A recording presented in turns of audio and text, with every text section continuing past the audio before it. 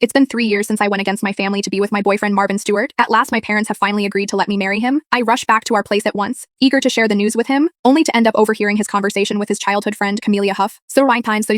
They're redeveloping the area where my family home is, and we're gonna get a huge buyout payment. You can finally abandon that loser and officially be with me now, she declares. You wouldn't have had to settle for being with her if my family hadn't gone bankrupt back then. Their Marvin agrees to it right away. I'll lie to her, saying that my family is in debt so that she'll break up with me. Let's get married right after that. I swallow down the words I'd been prepared to say and calmly enter the house. Marvin turns to me with a sorrowful expression. My family owes a debt of $5 million. I don't want you to have to suffer with me. Let's break up. I nod. Sure. Soon after, I sent my parents a text. You don't need to transfer the 3 buildings to Marvin anymore. Also, call off the redevelopment project on the south side of the city. Since Marvin wants to break up with me, I'll grant him his wish. As it stands, we've always been from 2 different worlds. Langer Henstreich said that. The Marvin Stewart froze the instant he saw me nod, the feigned sorrow in his expression stiffening awkwardly as well. He'd probably envisioned over 10,000 different scenarios of me bursting into tears and begging on my knees to stay with him. The only thing he never expected was the fact that I'd agree to it without a fight. Once the brief flicker of shock passed, however, he became furious. What the hell is that supposed to mean, Evelyn? You're agreeing to it just like that? Tell me the truth then. Have you been wanting to break up with me for a long time now? Before I could even speak, Camelia Huff, whom Marvin had always referred to as his beloved childhood friend, jabbed a finger at my face and started chewing me out. You're so heartless, Evelyn. Marv's family is in trouble, and he only made the painful decision to break up with you because he didn't want to drag you down with him. Yet you don't even bother trying to convince him otherwise. I feel so bad for Marv. He wasted 3 years of his life on you. Their reaction made me scoff. They were the ones who couldn't wait to kick me to the curb, but here they were, twisting things around and painting me the villain instead. A useless loser like you isn't good enough for Marv at all, Camelia continued to screech at me. She accused me of trying to dump Marvin the moment I found out his family had gone bankrupt, calling me a selfish woman with no sense of responsibility. Eyeing her coldly, I asked, "Oh, and why are you here in the house my boyfriend and I share anyway?" The question silenced Camelia and her expression became a little unnatural. Seeing this, Marvin immediately jumped in to explain. "See, Cammy heard the bad news about my family and came over to console me. Don't assume that everyone else is as petty and cold as you." "Oh, really?" I remarked nonchalantly. I'd heard every word of their conversation just now. I knew the so-called debt of $5 million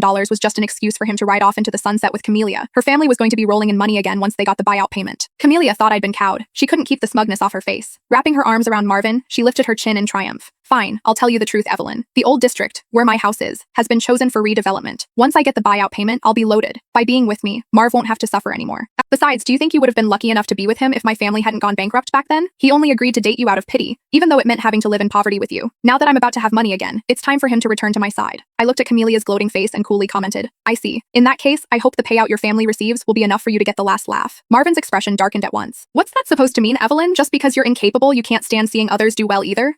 I returned home after a long night shift, only to discover my husband in bed with his secretary. Amidst the shouting and pandemonium, I fled like a woman possessed. Derek came hot on my heels. We found ourselves at the river, engaged in a heated argument. Somehow, we both tumbled into the water. He nearly drowned while trying to save me, and the doctors claimed that the lack of oxygen had inflicted severe brain damage. When he regained consciousness, he was barely functional. His memory was gone, and he couldn't do anything on his own. He trailed after me like a lost little kid. "Wait, see, don't leave me. I'm frightened," he'd plead. Looking at that forlorn, broken-down man, I clenched my teeth and held our family together. And the secretary? She disappeared without a trace. 6 years flew by. Derek gradually seemed to be on the mend. He was tender with me, attentive, and loving. I even became pregnant with our second child. Then, the family dinner arrived. Derek downed 2 glasses of whiskey in quick succession and suddenly slammed his hand on the table, his face contorted with vexation. "Say, my oldest son is already in 1st grade, and I haven't been to a single parent-teacher meeting." I thought his brain was malfunctioning again. My sister-in-law Vanessa rushed to cover his mouth, but he pushed her away and let out a cold, mocking laugh. "Hey, thanks. You really thought the water addled my brain? Chloe gave me a son. I haven't forgotten about him for a single day."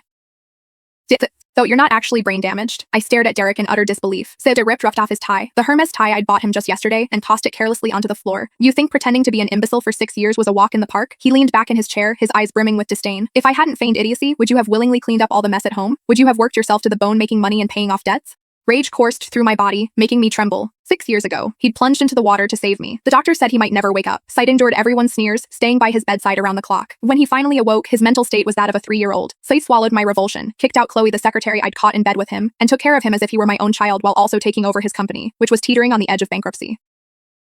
For 6 long years, I never had a full night's rest. I single-handedly took that company public, and now he was telling me it was all an elaborate ruse. Suddenly, the private dining room door burst open. The woman in a Chanel suit strode in, leading a little boy by the hand. Her makeup was immaculate. It was Chloe, the one who had vanished without a trace 6 years ago. It's Daddy. The boy Chloe's grasped and hurled himself into Derek's arms. Derek scooped him up and planted a big kiss on his cheek. "There's my good lad. Daddy missed you something fierce." Murr, who moments ago had been too mortified to even glance my way, broke into a broad smile. Oh, my precious grandson. Come, let Grandma have a cuddle." She beamed, pushing past me to get closer to Derek, cooing over the boy as if he were the most precious treasure on earth. Vanessa hurried over as well, seizing Chloe's hand with over-the-top warmth. "Sis, Chloe, you're finally here. Was the traffic terrible? Are you hungry?"